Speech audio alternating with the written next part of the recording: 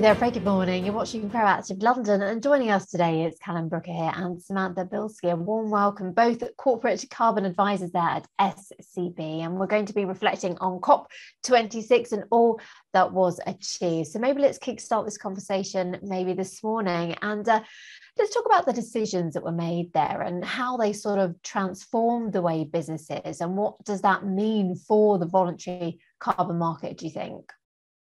Well, hello. Thank you, first of all, for the invitation and the opportunity. At a general level, after the talks at COP26, sustainability has been moved to the top of business's agenda as we are now transitioning to a post-carbon economy.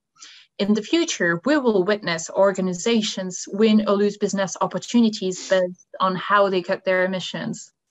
Just now, for example, we're seeing rising pressure from financial institutions on organizations to commit to net zero targets.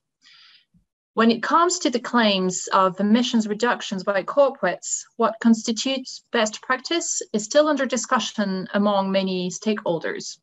Article 6 of the Paris Agreement does not directly regulate the VCM, and we expect further discussions after COP26.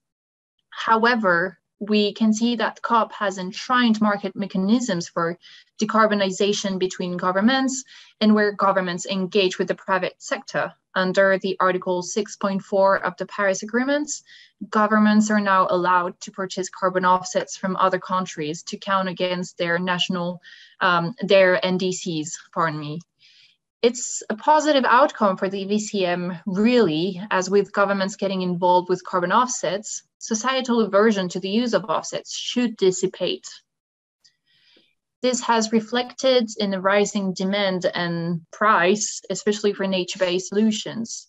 In addition to the market's solid growth this year, we have seen a sharp increase in credit retirement since the conference, and with many companies committing to strict climate-related targets for the coming decades, the trend is set to continue. Right, Callum?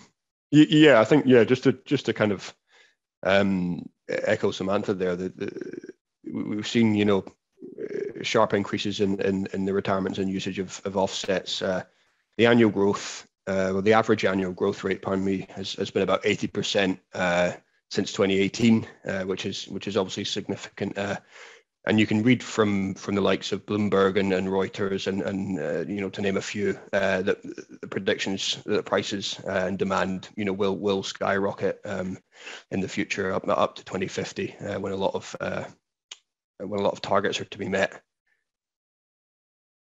All right, and what do you think is the role of offsetting in the race to net zero then?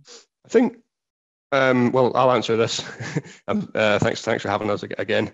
I think carbon offsets have a role to play, both in kind of short-term and longer-term climate action.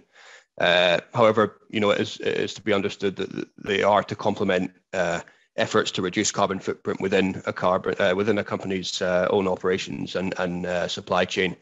Having said that, these things take time, and the climate crisis is happening as we speak, and emissions need to be cut drastically to align with the Paris Agreement and the science-based targets. So, reducing emissions at the rate required by science to limit the global warming, the warming of our planet to 1.5 degrees is going to require pretty much every tool in the toolbox and that's at our disposal, and carbon offsets and removals provide a big part of that immediate climate action solution. I think offsets provide companies with the opportunity to reduce emissions immediately while that internal action to decarbonize is taking place.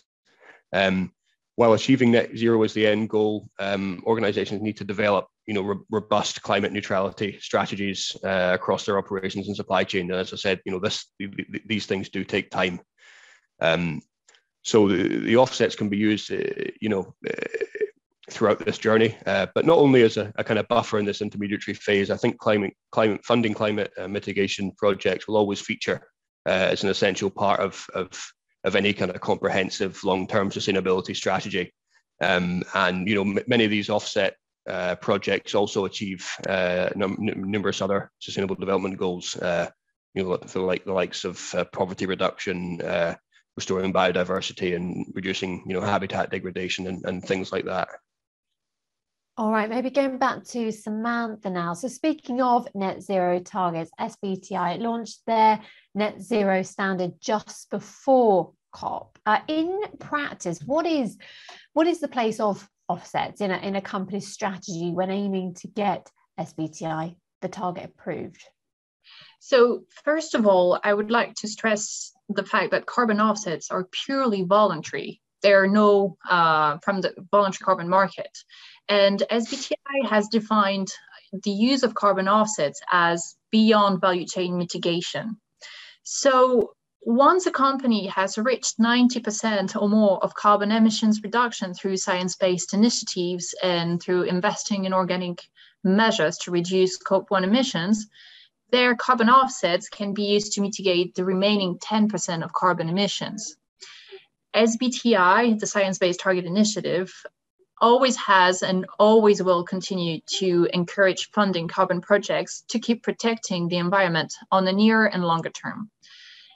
When a company applies for the SBTi certification and while working towards net zero targets, carbon offsets may not be used as a decarbonization tool.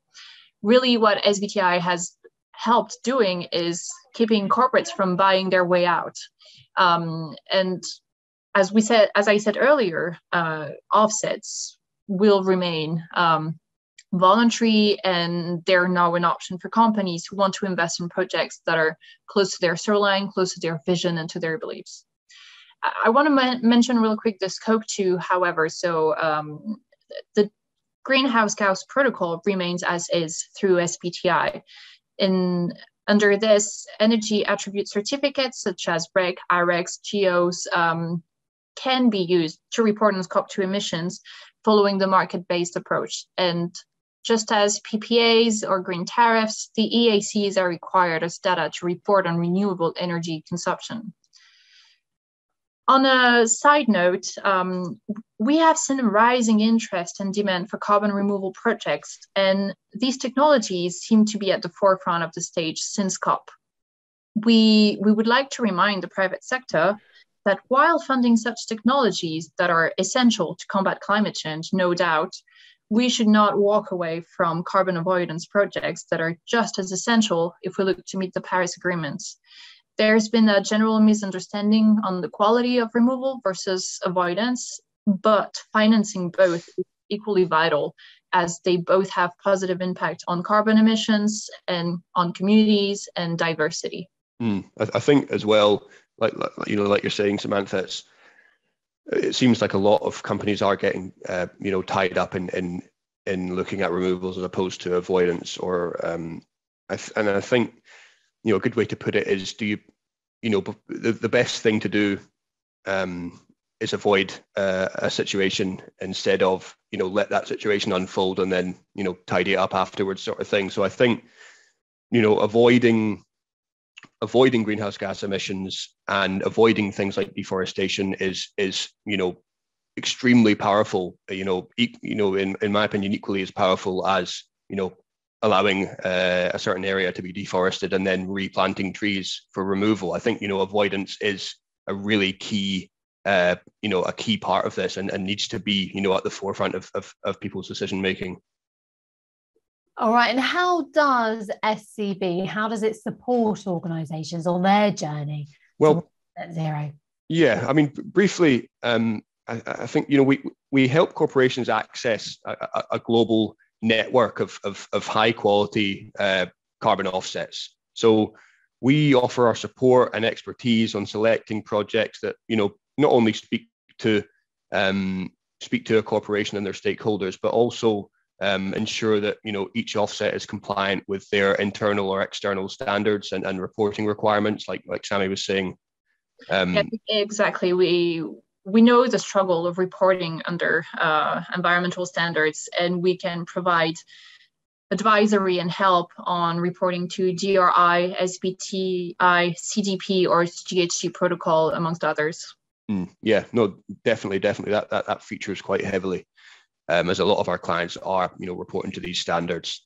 We like to design, tailored solutions for corporates to really address their industry-specific climate action strategies. And this can, aid businesses with the obvious by contributing towards emissions reduction and getting that carbon footprint down, as well as being able to diversify with products and service offerings. So let's think, for example, carbon neutral steel or green steel, renewable shipping routes for logistics companies.